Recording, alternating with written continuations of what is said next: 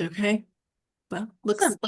looks like we're live. So, welcome everyone to Living in the Texas Hill Country, season 2, episode 10. So we're in the double digits now. So All right. we are just trucking along. But yeah, hope everyone's having a great Tuesday. Yeah, it is Tuesday. Last week, apparently I kept saying Wednesday, and I, and I didn't, y'all didn't tell me till the end that I kept saying Wednesday, and it's I actually never did go back and check and see if we had actually said it more than just right there at the end. I probably said it more than once, That's but okay. so now I'm curious, did y'all get a bunch of rain yesterday? Like pretty much Yeah. like on and off like all day? Yeah. Yeah. We got I in some areas like upward to 7 inches. Oh, Yeah, like a lot. I think down here, like my rain gauge, we kicked just over 3 inches, which how we got 3 inches, I have no idea because it never downpoured Hmm. here. So I don't know about y'all, because Kevin, you're up in the hill country area as well. Like what area do you cover? Yeah, so I cover Bear County and South, but I'm actually based out of New Braunfels. Okay. Okay. And so yeah, area between Helotes and Bernie, kind of sort of yesterday, got over 9 inches. Dang. Yeah, Yeah. Yeah. I think that is the most rain we've had this year in one go. I it it's crazy. We're very grateful for the rain. I could use a little bit of a break. The humidity is getting to me. I don't know about y'all, but I'm not a fan of this humidity. Um, Reminds me of home. oh, yep. Yep, I feel that. I feel that. But yeah, so we are going to talk about some wildfire prep, which is kind of hard to think about right now since we've had all the rain. You know, wildfire is not really on our mind. Flooding is probably on our mind. Um, it's one of those things where it never hurts to be prepared. So, we have Kevin. Okay, Kevin, I should have asked you. I'm going to butcher your last name. How do you pronounce your last name? I'm sure you get this all the time. Kevin H. Kevin Hogenauer. Hogenauer. Okay. I Yeah, said it right easier than it last week. looks. Okay. So we have Kevin with us. So he is part of our DAR unit. And we had someone on I can't remember who it was. We had someone on last year from the DAR unit. But do you want to just give us a little bit of background of like what the DAR unit does? Because he is part of, you can see he was good today. He wore his AgriLife branded shirt today. Carly and I not so much, but he is part of AgriLife Extension. But yeah, do you want to just give us a quick rundown of what DAR is, what y'all kind of do as DAR agents? Yeah, so y'all, out there in internet land, y'all may be a little more familiar with your local ag agents, your local FCA agents. We do the same thing, but we focus more on disaster preparedness.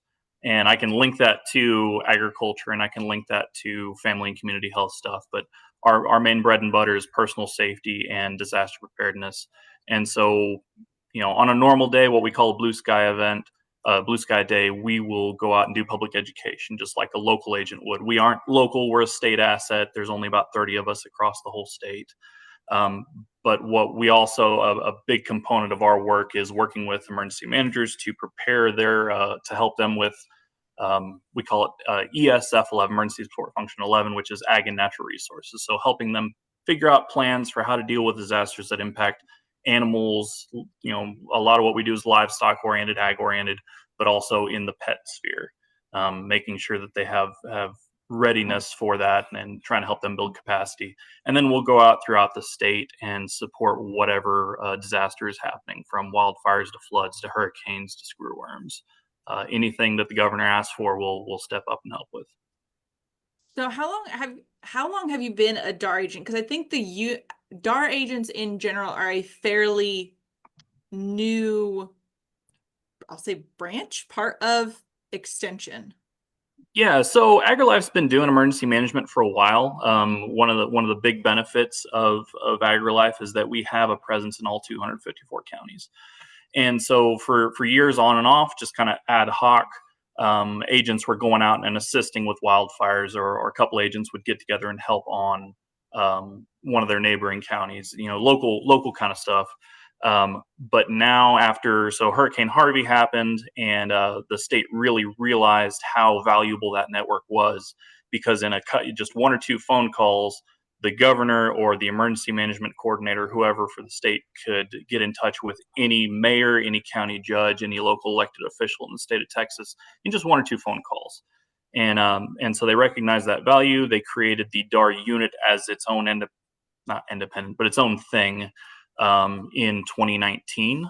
And then in 2023, in the fall, they got more funding from the legislature to expand that program. So from basically 2019 through 2022, they were doing nothing but running COVID stuff. They just kind of got off the ground running and went basically immediately into COVID operations. And so again, there they proved their value. 2023, they got some more money to get more DAR agents, or now we're called specialists. And so there are now about 30 of us around the state. So have you been a DAR specialist since the beginning? Fall of 23. So I got in the second expansion. Okay, gotcha. So y'all, you said you cover, you're not like a county agent where you're in a single county. Y'all cover multiple counties on it. Yeah. So on that, figure 25, 30 of us for the state. There's 254 counties. So on average, about 10 counties per agent. My counterpart up in the Panhandle covers all 26 counties of the Panhandle. If he has 2 meetings there's times where he can't make 2 meetings in one day because he's driving across the entire Panhandle. I'm a little more fortunate. So they're split up on COGs, councils of governments, these regional organizations. Carly's up in the Cap COG. You're in the Middle Rio Grande COG, or RPC, or whatever they call it over there. I cover ACOG, Alamo Area Council of Governments, which will include, Comal, Kendall, Bandera, Kerr, a few of those counties in as far as your viewers are concerned. I'm luckier in that I only cover 5 counties, but one of my counties has the 7th largest city in the nation. And so that's kind of how we split that up a little. The ACOG is split up a little bit. There's one of us that covers kind of the lower hill country. One of us that covers south. DFW gets split in half, and then there's, I think, 4 people covering the Houston area. Just 8 million people. It's hard to get around. So yeah, I feel that. So, well, and I think your other counterpart in the hill country is also named Kevin. yeah, that's confusing. It happens. So are you Kevin 1 or Kevin 2? I'm the original Kevin. The OG Kevin. Hey, because you've been a DAR agent longer, but I guess the other Kevin has been an extension longer? Yeah, he was working on as a 4-H agent. That's right. So we brought him over. Okay, so now Kevin, I have to ask you, what did you do before you came here? A lot of things, but my most recent job was I was a firefighter out in Bastrop County. And so that's part of the reason I'm here today is that I spent a lot of time working on their wildfire mitigation programs, and not just doing the emergency response side, but I recognized, and there's a lot of people in Bastrop that recognize it, the value in getting out there ahead of time and building that defensible space, getting these plans in place ahead of time, so that when we are going to have wildfires, there's no way around that. But minimizing that impact ahead of time makes the emergency response side that much easier. That's a perfect, Kevin. Did you read our script? Because I mean, that's like it's just a perfect segue into what we are here to talk about. So like I said, we're going to talk about wildfire prep today. Like I said, it's been very, very wet. So I'm assuming our wildfire risk is generally pretty low across this entire state, or is it more like our region? Okay, I guess we'll start screen sharing already. That didn't take long. Nice. Let me find what I'm looking for.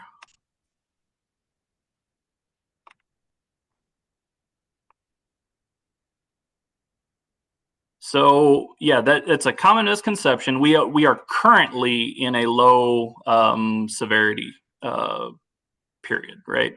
Kind of the calm before the storm. It's been nice to have a little bit of a break, because tis the season generally for wildfires. We're coming up on it. It's always wildfire season in Texas. Right. And what a lot of people don't realize is that our biggest, are you seeing that now? Yes. Excellent. Okay. So what a lot of people don't realize is that our biggest wildfire threats are actually in the fall and early spring. So we just kind of got out of that. But what I do want to highlight is that the National Interagency Fire Center, the kind of group of federal guys, gets together and takes a look at predicting how bad fires are going to be, where they're going to be throughout the state. July and now August, they're anticipating above average fire behavior or above average fire occurrences. I don't know why that is. My guess is that we're going to see things heating up and drying out a little bit, and that's going to cause some of those kickoffs.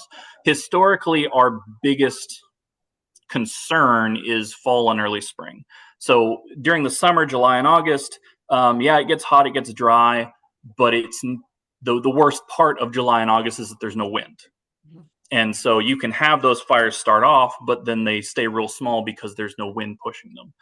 But spring and fall, we can get those, fall have that long, hot, dry summer. And then all of a sudden you start getting cold fronts in that push that wind around through those dry fuels. Springtime is the kind of the same thing in reverse. Come through a long winter. Sometimes we have hot, dry winters like we did this last year.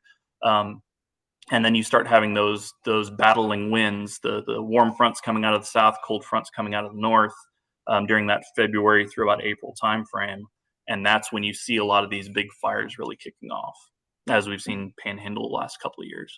And so when it comes to wildfires, what would you say is probably the biggest reason wildfires start? People. It's always people.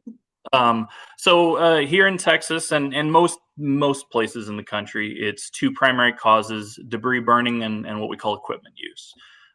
So debris burning, obviously burning trash, burning brush, is just getting away from people, or they weren't prepared for it in the first place, overconfident, not having a water supply with them, not actually clearing out around it.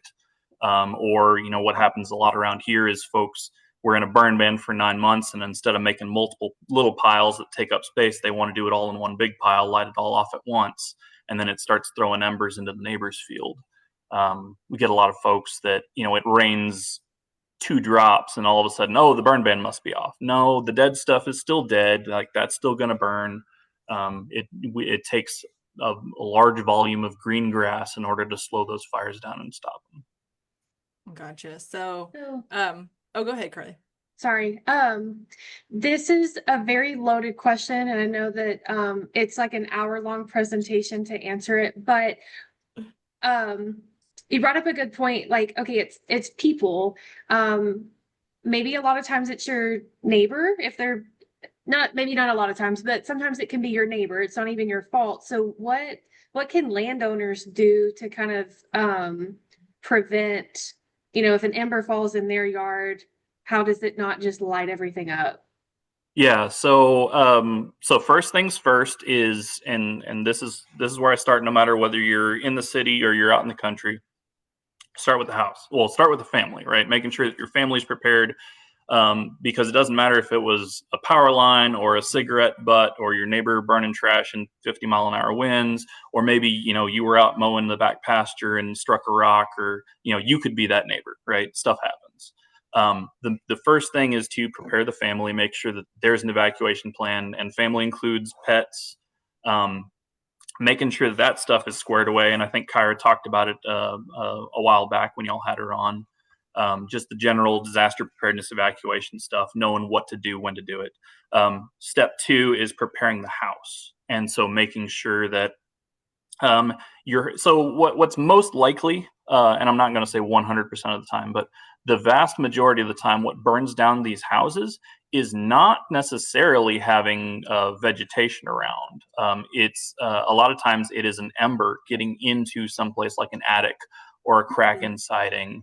And that's what takes the house down. I don't have them. I need to get with the Forest Service, but the folks at the Forest Service have shown me a lot of footage that they go out and take after these fires come through, where there will be trees, the lawn is still green, everything, the landscape is 99% perfect, and the house is burned to the ground. because that ember got in someplace it wasn't supposed to go, or it'll go in, especially when you get closer into more suburban areas where folks have wooden privacy fences. Think of a wooden privacy fence touching your house like the old long fuse on a Wile E. Coyote cartoon, right? That fire will just hit it and run it straight up into your house, and then where that privacy fence meets your house is sitting right up underneath your eaves, and that will send those embers straight up into the attic, and then house comes down. So how do you keep, so obviously like checking for like holes in your house or, cracks or whatnot where the embers could get in. How would you keep them out of your attic? I'm curious. So anywhere there's a vent, you're going to want to screen it down. Okay. There's some discussion. So a minimum of 1/8, right? Like a maximum opening of 1/8 inch, metal mesh. The vinyl stuff will maybe survive the first ember, but the first ember will burn through, and then you may as well just not have put it up there. So do it right from the start. Metal mesh, the kind of lenient side says 1/8 inch.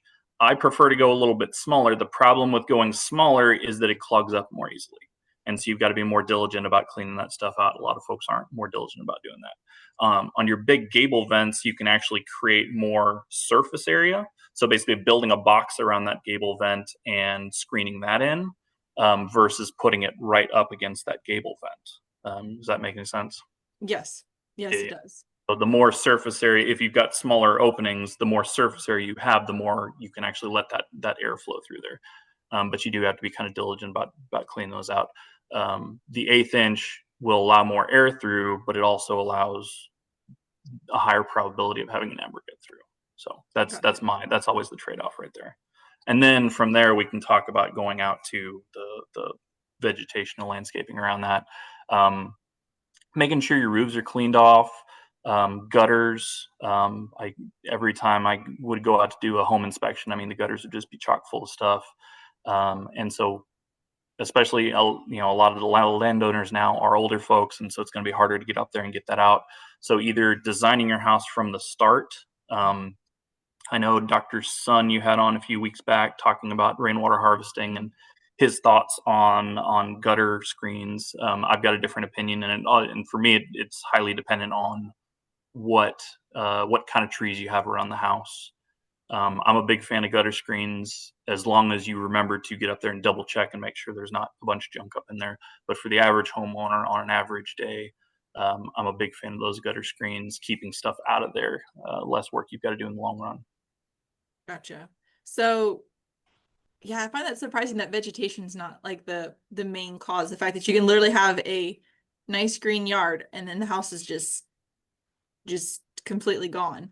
Yeah, now we're not talking about stuff like yopon and cedars and having a pine tree, a 90-foot tall pine tree right up next to your house. Probably still a bad idea, but by and large, like we need to focus on the house first. And even if you do have a little vegetation closer, if the fire starts creeping along the ground, more and more folks are just going from the start going to that fibrous cement siding. I still see a few folks with like the vinyl siding, and that will burn like a son of a gun. And then trailer houses, pier and beam houses, things like that. That skirting is there's always a hole in that skirting, so you got to be super diligent about making sure that those cracks are all sealed up and everything's good to go. So, so say that there is, wildfire, you hear about a wildfire. Where's a good place for people to go to sort of track it, especially if it's in their area and there's a potential for them to potentially have to evacuate their house or property?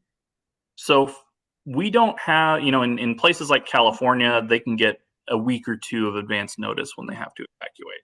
A lot of times, California, the Los Angeles fires in 2025 were kind of an exception. There were a few folks that had some warning, but once they got in those neighborhoods, it just was off to the races. Here, our evacuation notices we're not going to have that much time. And so making sure that you have signed up for not just your wireless, your like Amber Alerty type stuff that comes straight to your phone, whether you want to or not. Making sure that is turned on, especially for wildfires. wildfires, tornadoes, things like that. I know some folks will disagree with me. Like, I get the Amber Alerts all the time. I'm never in a place where I remember what that license plate was or what that car make and model was. So I don't worry about the Amber Alerts, but everyone in my family knows to make sure that those alerts are turned on for everything else, for sure. That makes me and then want on to top, look and see if mine are on. yeah. And then on top of that, your county emergency manager or a multi-county group will also have local alerts, and it's usually secondary. So it's one that you actually have to go out and sign up for. They'll send you alerts to your phone and to email. I'm signed up for a bunch of the alerts in the counties that I cover, just so I'm staying aware of what's going on. I wouldn't rely on those, as those aren't going to be your primary notice for like evacuations and stuff, but they'll say, hey, we've got a fire, 2 canyons over from you. Just heads up, here's what's going on. It's going to be county by county specific. Some counties are better about the Facebook and the Twitter and X and all that, Blue Sky and whatever. Some counties are less motivated by that. Also, remember that requires internet. And so when there's something big happening particularly in some of these rural areas, you're going to have less communications infrastructure. And so when everybody I'm in New Braunfels right now at 3:00 in the afternoon when it's school time, or 5:00 in the afternoon on regular days, the internet is basically useless, right? So that's just life in fast growing Central Texas. So don't rely on internet focused things, but have your normal cell phone alerts, this local, or what we call a regional alerting network. And then I also, in my house, I've got 3 weather radios. I think Kyra talked a little bit about those. I've got one at the back of the house near the garage, so that if I'm in the garage working, I can hear it. I've got one in my bedroom, and then there's one kind of in the main living space, and so that can be heard throughout the house. Having that, because the Weather Service can also send out those alerts, and those have been pretty critical in places like the Panhandle. And so why is it that Texas does not have quite as because you had mentioned that California has a pretty, like, they can let you know about like 1 to 2 weeks in advance, but here in Texas, like, that warning is not quite as, is it like topography? Is it like So they have a lot of nowhere, right? They have a lot of national forests and mountain areas and stuff. And so they can see it and they can kind of predict that, yeah, it's going to come down this mountain. They have these, what we call campaign fires, these fires that last weeks and weeks and weeks. We don't have that. We usually have them start and like I said before, our fires start from people. Very few of them start from lightning around here. And so if they're starting from people, they're starting where the people are. And where the people are these subdivisions, these rural and semi-rural areas. And so if it's your neighbor starting it, you don't have a week. It's going to be at your doorstep pretty quick. So we just don't have that big time window. Gotcha. Okay, so I guess let's like backtrack for a second, because I think I pretty well just skipped to a different thing. Welcome to living in the Texas Hill Country, Kevin. So you had mentioned like basically like prepping, like basically maintaining your house in general for if a fire comes through. But is there anything else maintenance wise that you should be doing on a fairly regular basis to prevent your house losing your house if a fire comes through?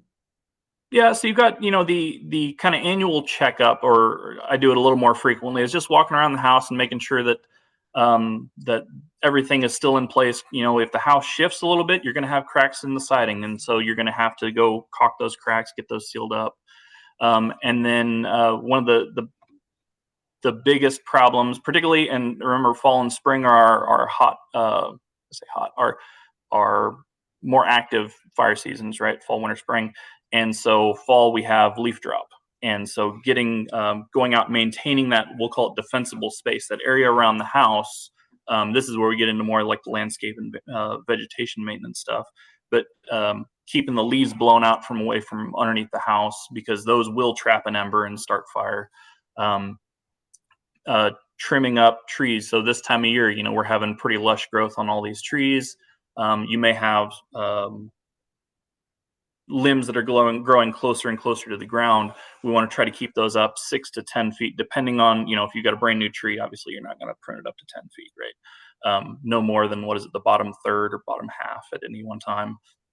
But eventually we want to get to a point where those bottom limbs are hanging 6 to 10 feet off the ground, so that if we have fire coming down below them, that it's not going to jump up into those trees. Keeping fire on the ground makes firefighting a whole lot easier than trying to fight fire in 3 dimensions. So, okay, so what about if, you say you get the alert, you're like, hey, there's a fire. What are some things that you can do to prep your house sort of, I'll say, in the moment, or anything that you need to be doing in the moment to help out a little bit? If you get, we kind of break this down into ready, set, go. Ready is kind of our preseason preparedness. We talked a little bit about that before, making sure that your house is good to go, making sure that your family has a plan. And then, so that's kind of preseason, right? And then we talk about these high fire danger days, having a plan in place for red flag warning days. If you're at the house, you're going to back the car into the driveway, right? So if you need to get out, you're pulling straight out. You don't have to worry about anything. Making sure that everybody's go bags are good to go, that everybody's ready. And on these high fire danger days or the beginning of fire season kind of times, that's when you're going to start going around the house and clearing out that vegetation, making sure that maintaining the defensible space, right? Getting that stuff away, getting flammable furniture off of porches and things like that. Anything that's burnable, get it at least 30 feet away from the house. Firewood, we don't have a lot of firewood, but we do have barbecue wood. And so I've seen people stacking barbecue wood on their back porch, something like that. That's just a disaster waiting to happen in terms of wildfire. And so preseason or like beginning of like a red flag day or something, you're going to want to get that stuff out and away. I'll also take trash cans, buckets, whatever I've got, fill those full of water, set those out. Ladders, if you have good quality ladders, setting those out around the edges of your house so that firefighters can access them rather than having to pull something off of the truck. Keeping all of your garden hoses, make sure you have good garden hoses, not the DIY sprinkler hoses, right? Making sure that they're solid, good to go, have a good nozzle on them, and I like to stretch them out so that I know the maximum extent of where that water can go, and those firefighters have got everything that they need to help you help yourself, right? So you keep talking about like your defensible space. So define what is a defensible space? Is there a hard number to it, or is it simply just like however big your yard is? So yes and no, and yes and no. So we break it. So defensible space, big picture, serves 2 purposes, right? The closer in portion of it is there to reduce the wildfire risk to your house, right? So we're trying to reduce that wildfire behavior. Think about a bowl around your house, right? Big trees further out away, and as you get closer, you want to kind of shrink down what the size and the amount of that vegetation as it gets closer to the house, right? The less vegetation around the house, the less there is to burn. Like I said earlier, the bulk of the problem is going to be coming from embers, but still you want to maximize your house's potential. They still can get taken out by what we call direct flame impingement, so fire actually hitting the house, or things like radiant heat, which is kind of, if you've ever sat in front of a campfire, you know there's a big difference between sticking your face right next to that fire and being 6 or 8 feet back. So as we'll focus on the reverse of this bowl, right? We're going to start up close to the house, 0 to 5 feet. I want absolutely as little vegetation as possible in that area. Some people, there's folks that'll say, oh, it's okay if you do this, it's okay if you do that. The caveat for vegetation is all about risk management, and the caveat for allowing people to have stuff closer to the house is it's a well-maintained, well-watered landscape. In the last 2 years, have you seen a landscape that is well-watered other than the last 2 months, right? That's just not reasonable in a lot of places, 99% of the year, the way we've been doing things. So I focus on finding a design that works for you. I'm not the aesthetic guy. I'm the fire guy. So, but finding a design that works for you and just leaving that 5-foot buffer around the house. And if you need help, having a rock or something down there next to the house actually helps keep backsplash off of the house, keeps the house cleaner and stuff. So you don't have to worry about when it actually rains. If you need that support. But 0 to 5 feet, yeah, keeping that pretty much clean.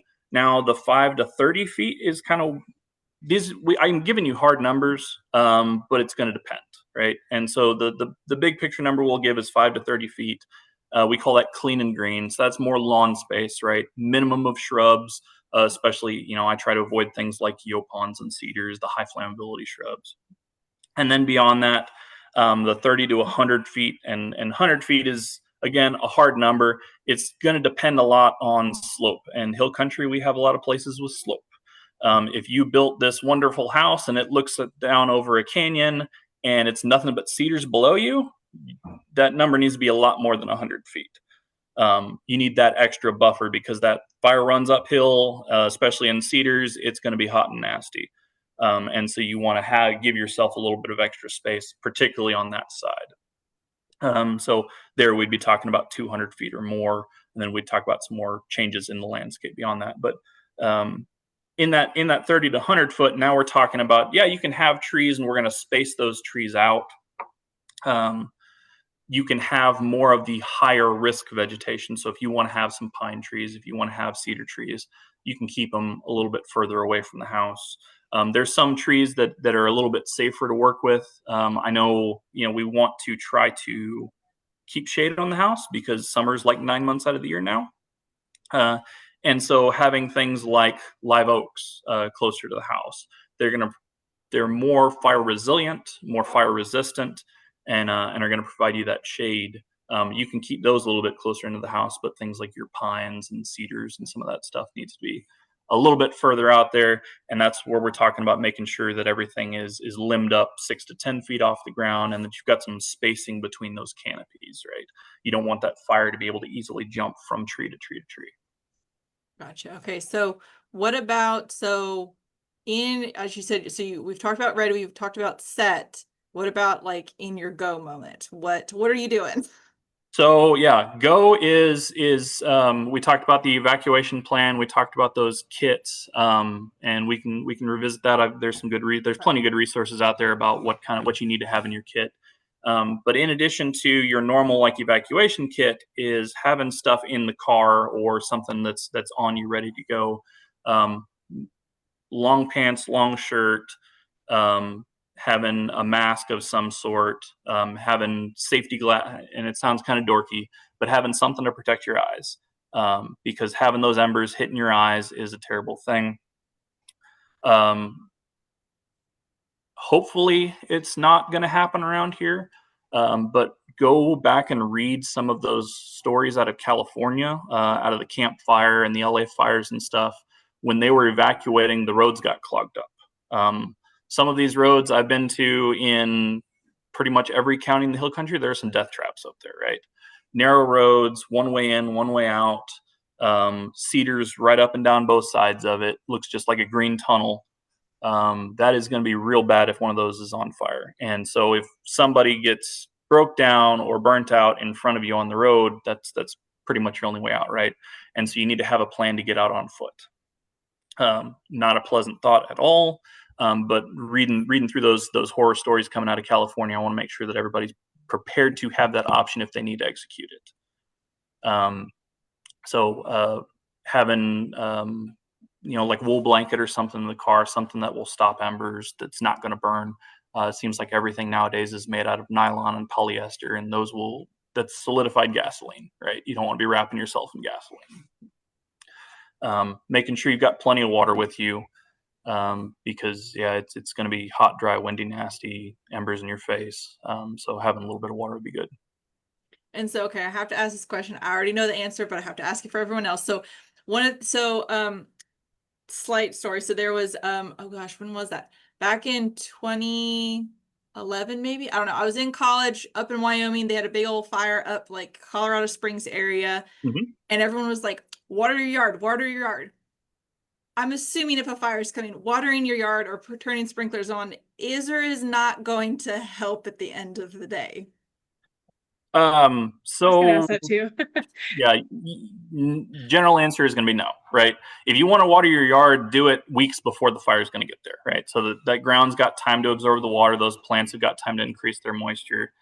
Um, Watering it just before is not going to help you a whole lot. You've got to have the right volume of water, and you're probably not going to do it. If you're on a well, it's a little bit of a different story versus if you're in a subdivision and if you're in a subdivision and everybody turns on their water at the same time, even in one of these ranchette communities where it's a shared water supply or municipal water supply, if everybody turns on their sprinklers at the same time, there's no water for the firefighters. And so you will see in some places those water pressures drop pretty dramatically. And so, no, I do not advise people just randomly turning on sprinklers for the sake of turning on sprinklers. We can use them tactically and strategically, but that'll be a whole different conversation. A lot of fire training involved. There are some companies now selling specific wildfire sprinklers so we talk about residential fire sprinklers being inside the house, right? If something inside the house catches fire, these are a similar setup for the exterior. And these have either a remote turn on by a radio system or a temperature control or something like that, where kind of like inside, if your trash can catches fire, your stove catches fire, the room heats up enough, it triggers that fire sprinkler to go off and put out the fire. Same sort of deal on the exterior. They can have these heat-based triggers that will automatically turn those sprinklers on once the fire is up near the house. But that is, we're a long way from that for the most part. Like, folks just need to focus on preparing the landscape ahead of time, preparing the house ahead of time, and then a lot of that will take care of itself. Gotcha. So basically, try to green up your yard before the fire ever comes. Planting things that don't need as much care. Things that are going to survive on their own that you don't have. Sorry, kids. St. Augustine is just not going to work in most places in South Texas now. We're just not there. This is our plug for Texas natives that are used to it being hot and dry, and they still stay fairly nice and green with maybe a little drink every now and again. Yes. So are there any other, I'll say, like common misconceptions that you want to like burst the bubble on in regards to wildfires or anything like that, like watering your yard before the fire comes? There's so many. The main thing is, what I run into more than anything is people are more concerned about what their neighbor is or isn't doing than their own home. So take care of your stuff, and now work with your neighbors when you can. But this is a defensive thing, right? Making sure that your house is good to go, making sure your family is good to go, and then start to work on your land and landscape. And then, beyond that, understand, and I've heard it in a number of places. People are like, oh, that's a panhandle problem. Oh, that's a California problem. No, we have California problems too. We just don't have them as often as California does. If we saw, let's just backtrack a little. If 1,000-acre fire is not a big deal, right? In the grand scheme of things, 1,000-acre fire, when you're in the middle of it, is a very big deal, right? If it's your house, if it's your neighbor's house. And so we have a lot of opportunities for fire. Honestly, a lot of the times we just get lucky that we don't have big fires here. But if we ever had, a panhandle-sized fire running through the hill country, like, that would be absolute devastation. We don't have the water supply infrastructure for it. We don't have the evacuation infrastructure for it. You think about what traffic looks like. I was in Bernie the other day. What traffic looks like on a normal day in Bernie now, because Bernie and New Braunfels still have the same roads that we did in 2000, but we have 4 or 5 times the population or more. So everybody needs to be aware. Gotcha. I guess my last one, this is maybe still related, maybe slight tangent, is because I've always heard, like, if you have to drive through an area where there is a lot of fire, that you're supposed to, I think you're like supposed to crank I don't know. I've heard people saying about like cranking your AC to like basically keep your vehicle from stopping and dying in the middle of a fire. So your AC is not going to help that, because your engine still needs clean, fresh air, right? Now your engine can survive a considerable way. Like we drive through smoke all the time as firefighters. Right. But we also know the limit, right? There is a limit of what you can and cannot drive through. Having that evacuation plan in advance and knowing where you're going to go and evacuating early. If there is a potential that you might need to evacuate, it may be time, without causing chaos, like it may be time to pull the trigger and at least, send part of the family down the road and get them out going ahead of time. Don't take your RV and your boat trailer and your, 4x4 toy and whatever else. Like if you want to protect it, now's the time to protect it, not when it's evacuation time. Right. Gotcha. So do y'all own fire trucks? Do y'all have, I mean, obviously bigger engines than the average person, but do y'all have like special, like, are those engines specialized for like being able to handle slightly more harsh conditions? No, for the most part, no. We do. So one thing in a fire department, you are going to see guys out checking those air filters after we get back from every fire, making sure that you've got good clean air coming into that engine, because that is, in a lot of cases, that's my escape plan, right? When I'm in these neighborhoods defending your house, I'm hoping that fire truck is going to be able to get me out. I do also have, 300 to 1,000 gallons of water on the back that I can use to help myself, but sometimes that's not even enough, right? We still kill 100 plus firefighters every year, even with all the training and equipment and experience. So it is still a dangerous job. Okay. Well, Carly, do you have any other final questions for Kevin? No, thank you. Yeah, Kevin, thank you so much. And hopefully, I'm sure some people will need it. Hopefully not too many people will need what we talked about today, because that's always sort of the hope, is that this is knowledge that it's good to have, but you don't ever need to actually put it into play. But it's good to know what to do when it comes around. Kevin, I guess last thing, is there any other things that you wanted to just kind of say or anything before we sign off for today? Yeah, so real quick, Carly's got some links I sent her. One is for the Hill Country Fire Coalition. It's a group out of Kendall County. They will come out and help you. They'll talk to you about wildfire preparedness and how to prepare your home and property. We can have some more conversations later on about strategic grazing and goats and all that kind of stuff. There's another link on wildfire preparedness, so it goes into more detail about preparing the home. And then I think I sent the wildfire risk one, which kind of shows your relative risk in the state. You can look at your house and your address and figure out what your relative risk is. So nice. I'm gonna have to check that out with my house, because always curious. But all right, Kevin, well, thank you for spending your lunch hour speaking with us today. I guess if anything ever pops up that you need to tell some people, just let us know. We'll be happy to have you back on. But always, thank you for having me on. yeah, Thank you. otherwise y'all have a great rest of your day. Next week we are having David Riley on from Plateau Wildlife Management. He's going to talk about we're going to dive back into our tax evaluation stuff, because taxes, yay, we all like to save money. But yeah, so join us next week. Hope everyone has a great rest of your Tuesday. Tuesday. Tuesday. All right, bye everyone. Thank you.